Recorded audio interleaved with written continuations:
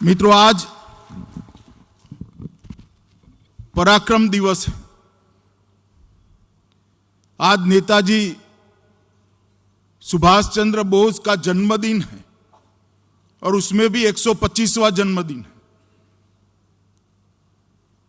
और देश के प्रधानमंत्री नरेंद्र मोदी जी ने तय किया है कि आज से हमेशा के लिए यह देश 23 जनवरी को पराक्रम दिवस के रूप में मनाएगा और नेताजी के पराक्रम को हमेशा कृतज्ञ भाव से श्रद्धांजलि देगा।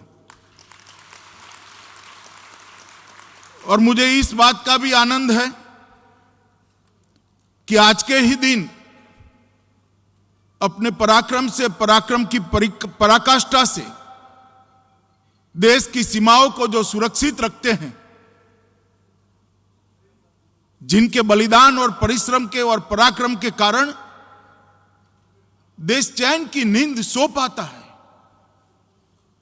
देश की सीमा के अंदर किसी भी व्यक्ति को कोई कठिनाई का सामना नहीं रखना पड़ता। हमेशा अपना तिरंगा गगन के अंदर शान के साथ लहराता है।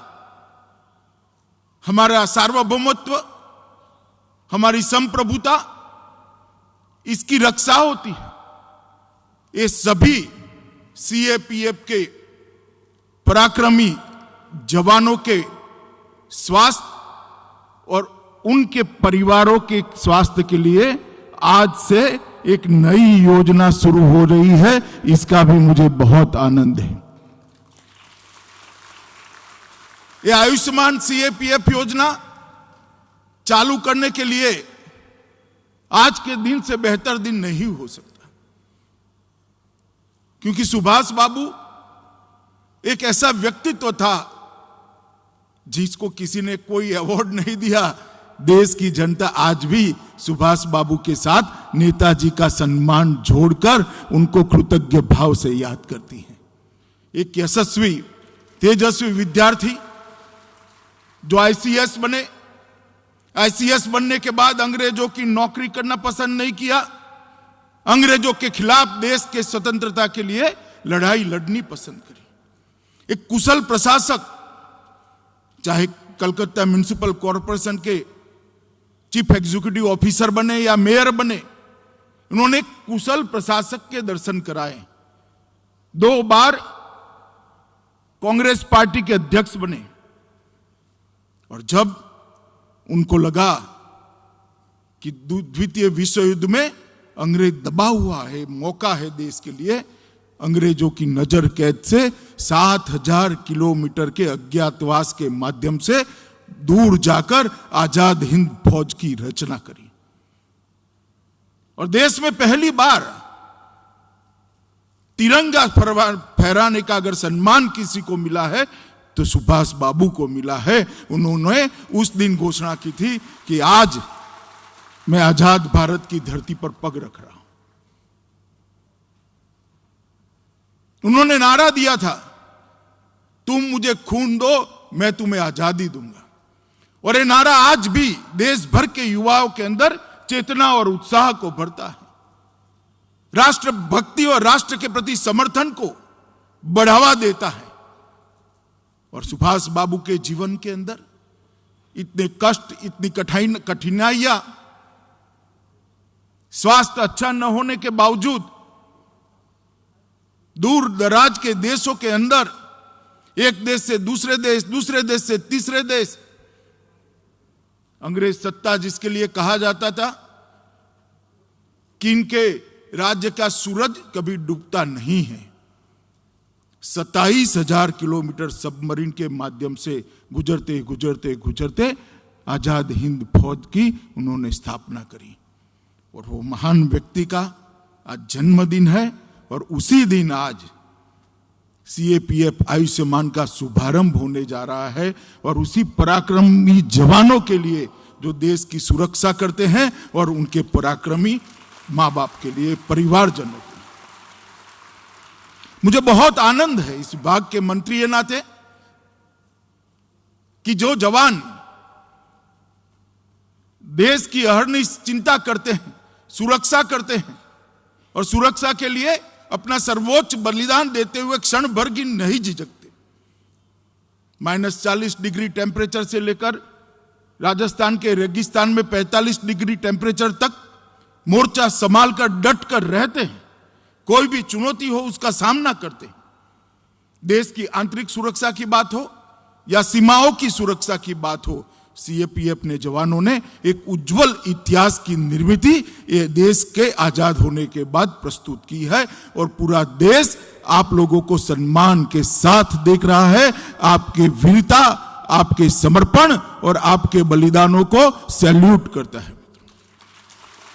और आज इस सीएपीएफ के जवानों के लिए एक बहुत बड़ी योजना लेकर इसकी शुरुआत हो रही है।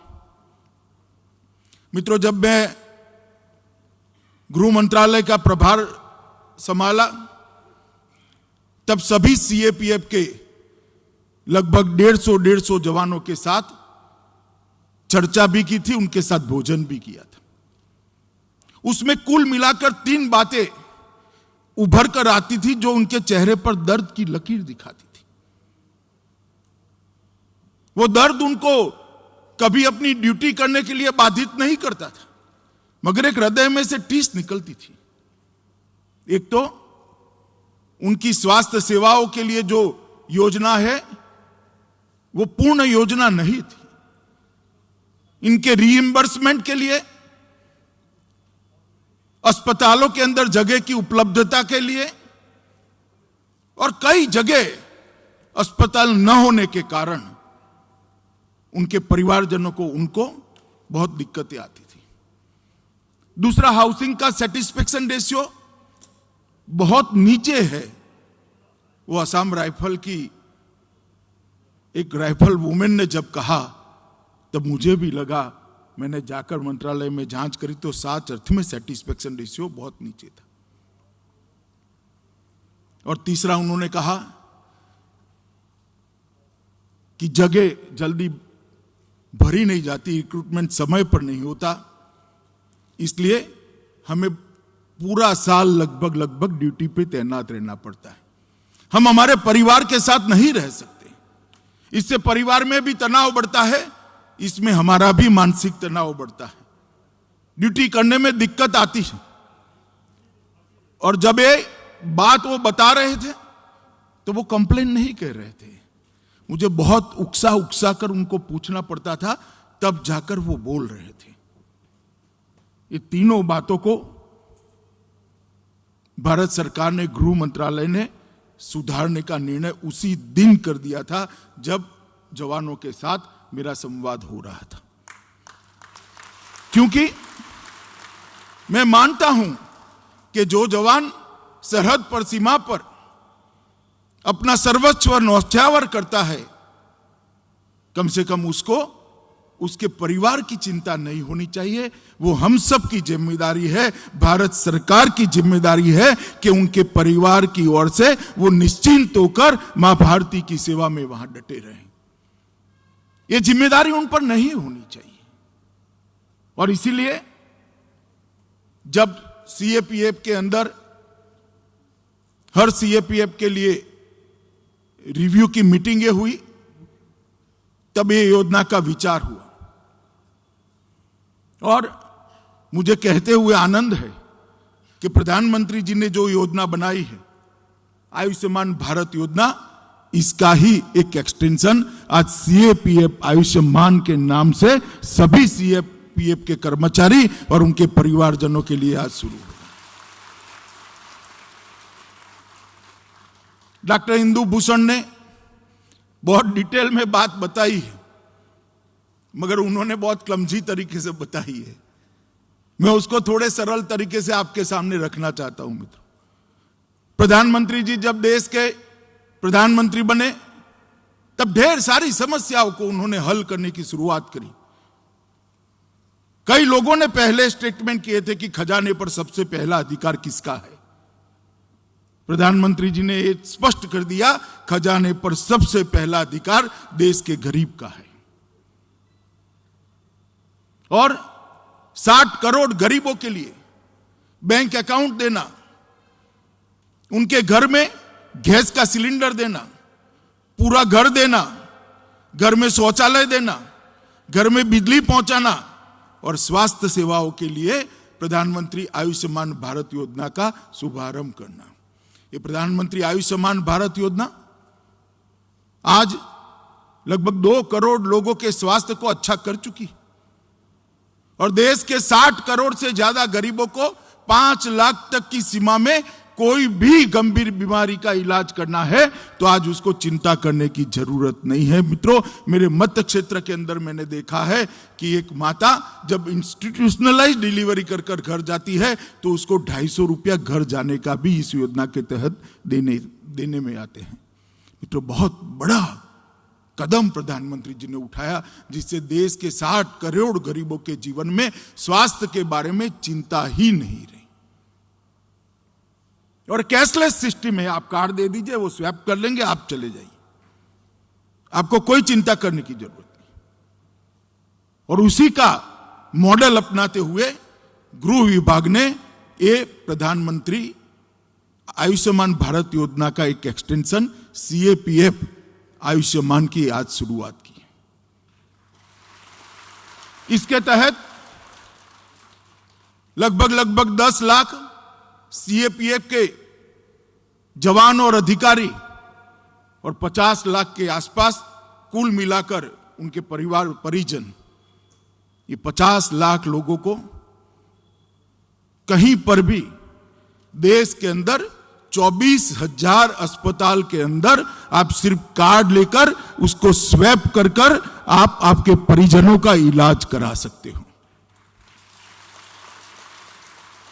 घर में बूढ़ी मां है, बीमार पड़ जाए तो आपको चिंता मत करिए, एक कार्ड कोई भी जाकर स्वैप करा लेगा, नजदीक के अस्पतालों में इसका इलाज हो जाएगा। अरे 24,000 अस्पतालों में से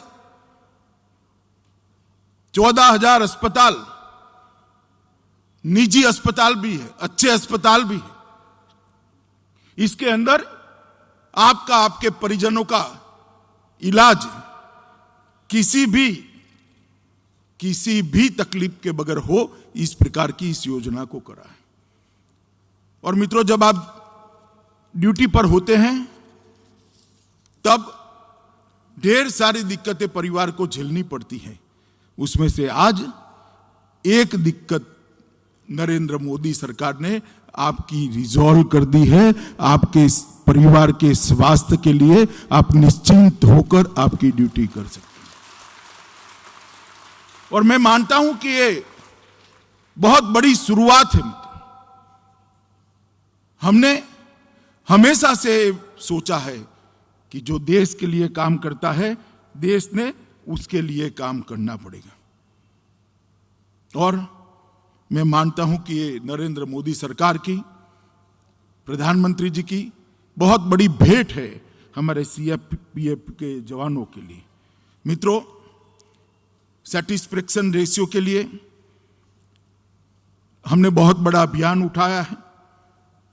आज मैं इतना कह सकता हूं कि सैटिस्फैक्शन रेशियो 1.5 साल पहले लगभग 36% था और 2022 जब 75वीं साल आएगी आजादी की, उस वक्त इसको हम 55% तक पहुंचाने का काम करेंगे।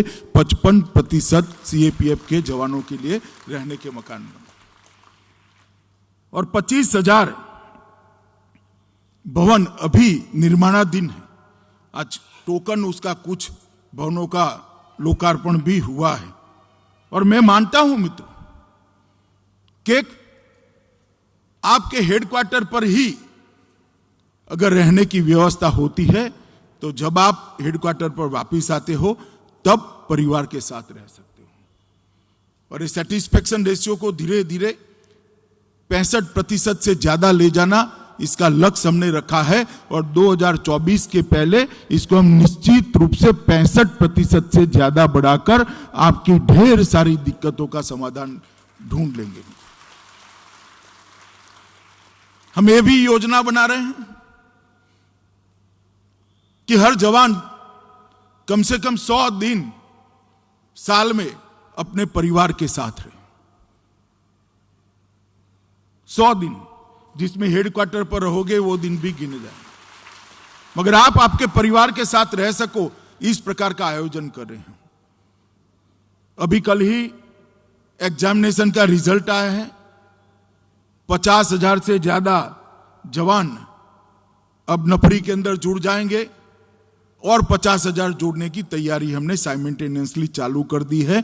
और अब प्लानिंग कर रहे हैं कि 5 साल की भर्ती का जो रिटायरमेंट का चक्र होता है उससे पूरा प्लानिंग कर कर एक जवान जाएगा, शायद उसी दिन दूसरा जवान इसको रिप्लेस करेगा, ट्रेनिंग के साथ वो तैयार होगा। इस प्रकार का एक महत्वाकांक्षी कार्यक्रम हम हाथ में रहे, तभी यह संभव है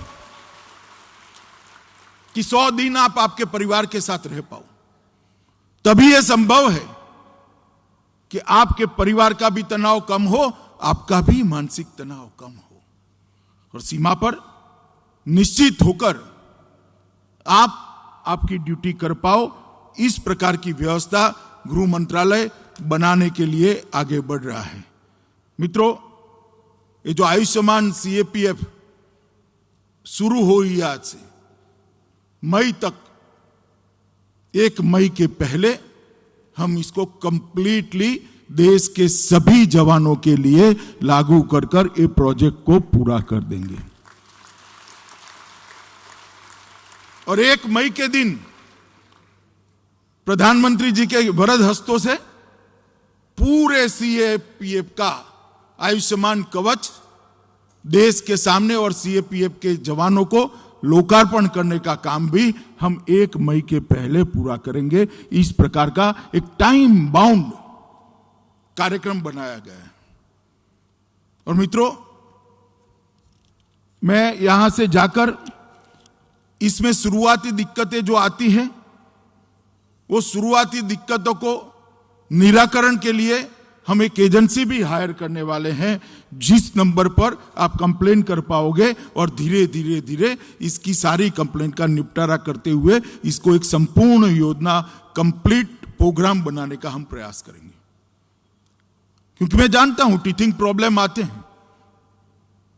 टीथिंग प्रॉब्लम के निपटारे की अगर व्यवस्था नहीं करते हैं तो वो योजनाएं सफल नहीं होती अपने उद्देश्यों की प्राप्ति में। मगर टीथिंग प्रॉब्लम का निपटारे का साथ में ही विचार कर लेते हैं तो योजनाएं कभी विफल नहीं जाती हैं। और इसलिए जो प्रॉब्लम आए इसको बताने से आपने नहीं झिझकना चाहिए।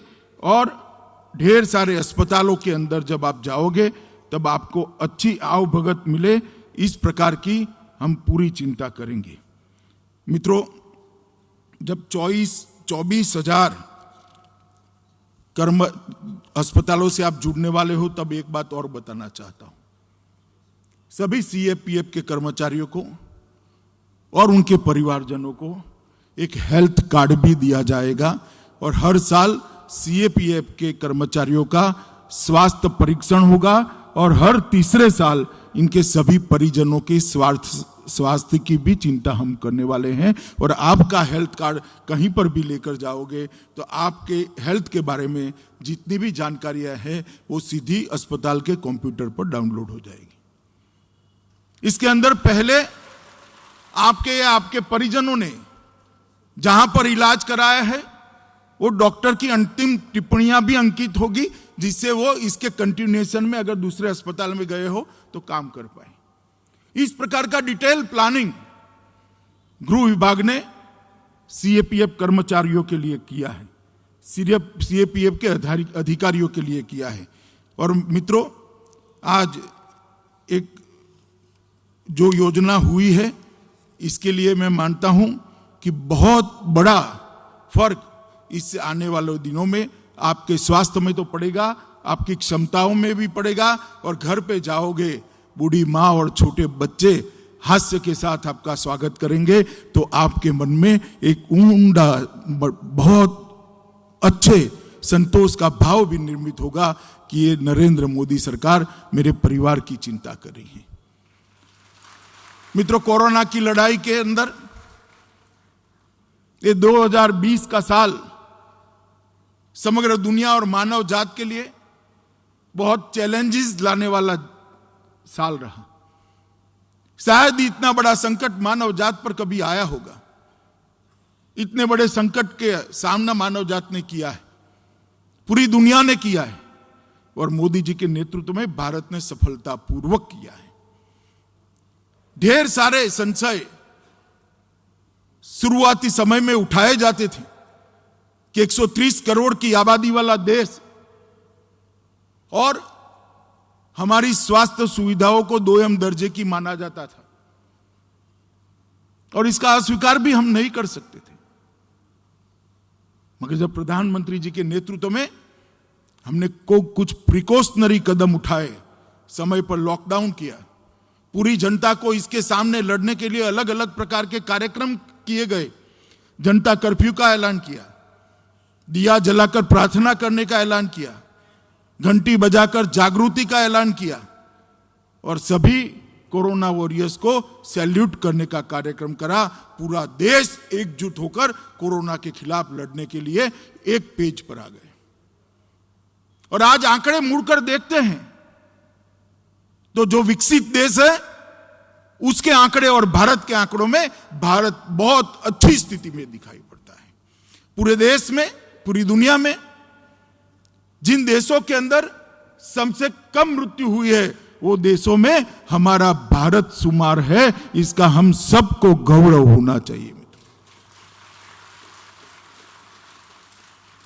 आज सबसे कम लोग अस्पताल में हैं, उन देशों की सूची में भी भारत शुमार है। और अच्छे होकर जाने वालों की संख्या जिसकी सबसे ज्यादा है 96%, उसमें भी भारत शुमार है। और कोरोना आने से पहले हम मास्क भी नहीं बना सकते थे, पीपीई किट भी नहीं बना सकते थे, वेंटिलेटर भी नहीं बना सकते थे। आज मैं यहां गौरव के साथ कहता हूं, पूरी दुनिया को मास्क, पीपीई किट और वेंटिलेटर देने की क्षमता हमारे उद्योग जगत ने बनाई है और दुनिया में हम भेज रहे हैं। ये लड़ाई हम क्यों लड़ पाए? ये लड़ाई इसलिए लड़ पाए कि दुनिया भर में कोरोना के खिलाफ सरकारें लड़ी हैं, और भारत के अंदर कोरोना के खिलाफ प्रधानमंत्री जी के नेतृत्व में सरकार तो लड़ी ही, राज्य सरकारें भी लड़ी, साथ में 130 करोड़ की आबादी भी कोरोना के खिलाफ लड़ाई लड़ी। इसका परिणाम है कि ये सफलता मिली। और हमारे सीएपीएफ के जवान, पुलिस के जवान कोरोना के खिलाफ लड़ाई में प्रथम पंक्ति में पाए जाते थे।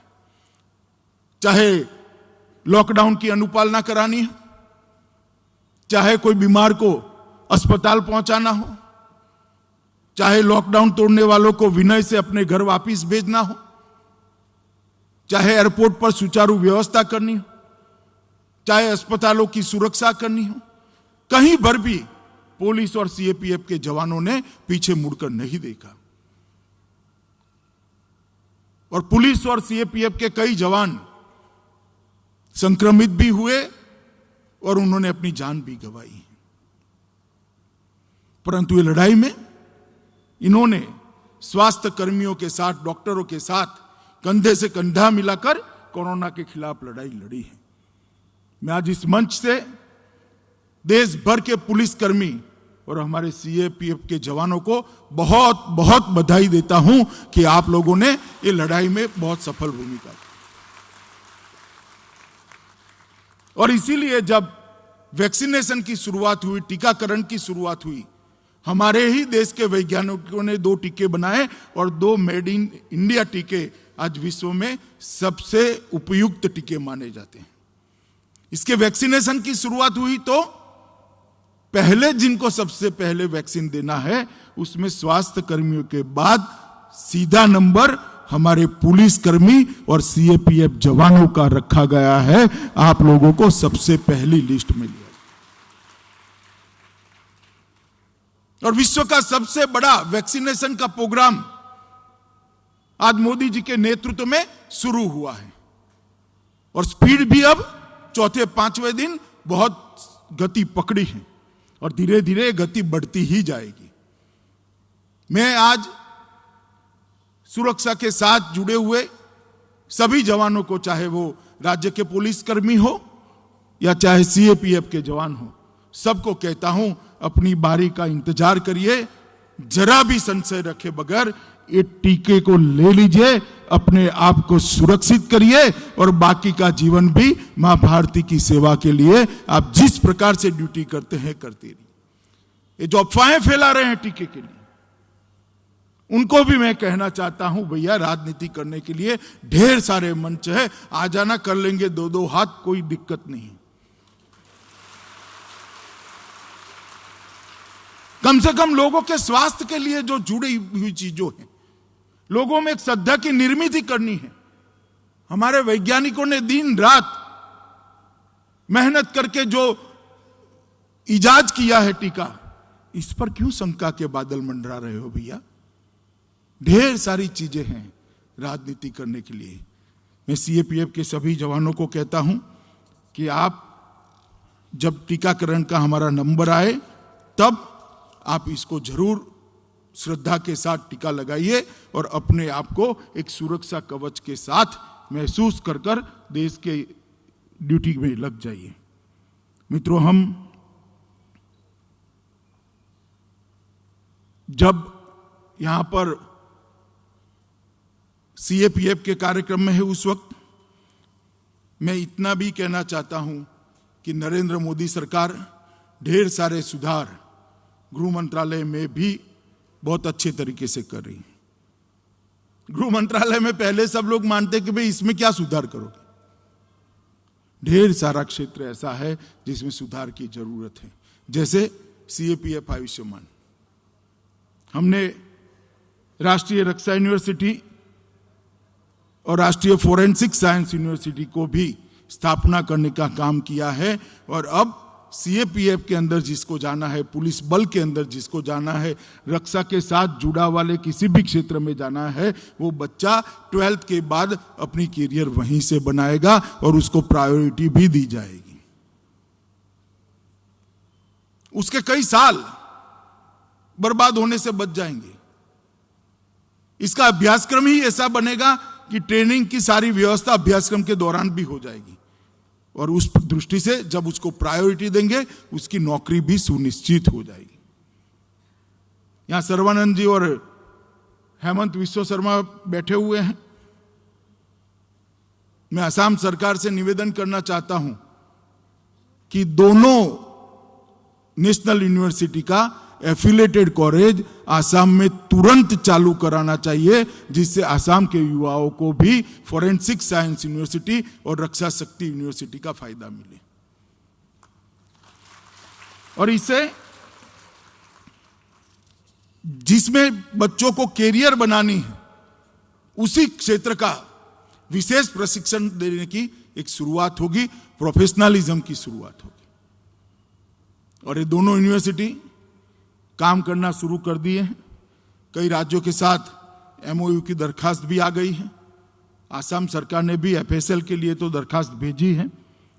मैं मानता हूं कि इससे सुरक्षा के क्षेत्र में आने वाले सभी बच्चों को एक नई दिशा मिलेगी, उनका भविष्य उज्जवल होगा।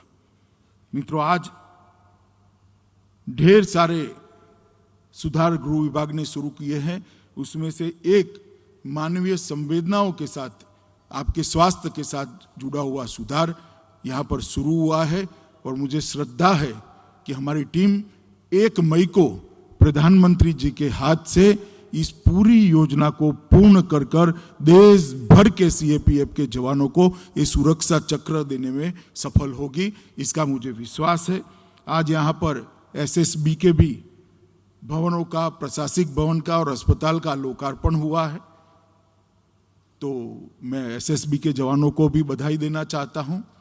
और ये आयुष्मान सीएपीएफ की जो कल्पना थी उसको चरितार्थ करने के लिए, इसमें मदद करने के लिए इंदु भूषण जी और उनकी पूरी टीम को भी मैं साधुवाद देना चाहता हूं, क्योंकि जब मैंने पहली बार विचार रखा ये कैसे होगा कैसे होगा कैसे होगा था, शायद और कोई डिपार्टमेंट ने इस प्रकार से अपना जुड़ाव नहीं किया है। किया है इंदु भूषण जी? अभी शायद और कोई डिपार्टमेंट ने नहीं किया है, मगर आज उन्होंने कल्पना रखी कि सब लोग जुड़ जाए। मगर खैर, सीएपीएफ के सारे लोग और परिवारजन, बहुत बहुत उनको मैं शुभकामनाएं देकर मेरी बात समाप्त करता हूं और देश के प्रधानमंत्री जी को भी अभिनंदन करता हूं कि इस योजना को इन्होंने हमें गिफ्ट के रूप में दिया है। बहुत बहुत धन्यवाद। भारत माता की जय। नमस्कार, मैं हूं मानक गुप्ता। अगर आपको हमारा ये वीडियो पसंद आया हो तो इसे लाइक और शेयर जरूर करें और हाँ, हमें सब्सक्राइब और फॉलो करना ना भूलें ताकि आप देश और दुनिया की कोई खबर मिस ना करें। तो जुड़े रहिए हमारे साथ और देखते रहिए News 24।